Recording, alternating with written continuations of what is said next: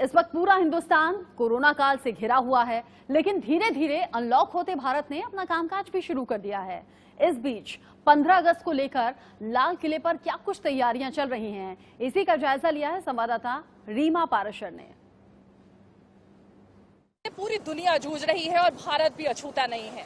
इस बार इस संकट का सबसे ज्यादा असर अगर कहीं पर दिखने वाला है तो वो होगी 15 अगस्त के समारोह को लेकर, जहां पर कि इस बार बहुत ज्यादा कटौती की गई है। सबसे पहले हम आपको वो प्राचीर दिखाएं जहां से हर साल प्रधानमंत्री तिरंगा फहराते हैं और इस वक्त भी तिरंगा यहाँ पर लहरा रहा है।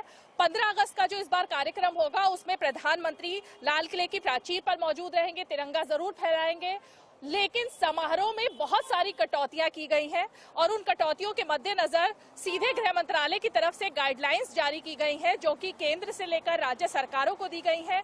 और उसमें सीधे तौर पर यह कहा गया है कि इस बार जो समारोह होगा उसे बहुत हद तक वर्चुअल यानी डिजिटल तरीके से किया जाए, यानी उस समारोह का सीधा प्रसारण अलग अलग लोग उसको देख सके।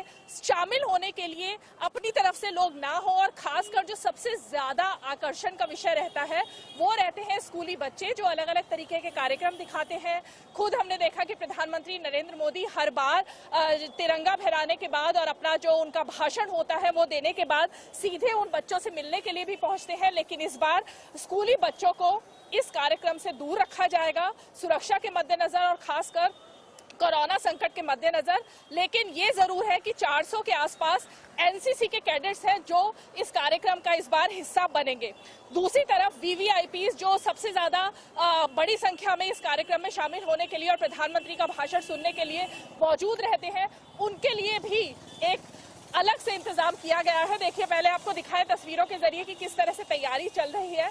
और इस बार वीवीआईपीज जिनके लिए मंच ऊपर बनाया जाता है, कुर्सियां ऊपर लगाई जाती हैं, वो लोग इस बार ऊपर नहीं बैठेंगे, बल्कि उनके लिए भी जो कुर्सियां लगाई जाएंगी वो नीचे, यानी ये जो ग्राउंड दिख रहा है वहां पर वीवीआईपीज के लिए कुर्सियां लगाई जाएंगी। और वो वीवीआईपीज भी बड़ी संख्या में यहाँ नहीं पहुंच पाएंगे, यानी पहले जिस तरह तमाम कैबिनेट मंत्रियों से लेकर जितने भी पूर्व मंत्री हैं और उसके अलावा सांसद हैं या कई और पार्टियों के जो नेता हैं, उन सबको इस कार्यक्रम में बुलाया जाता है, लेकिन इस बार उनकी भी संख्या में कटौती की जाएगी।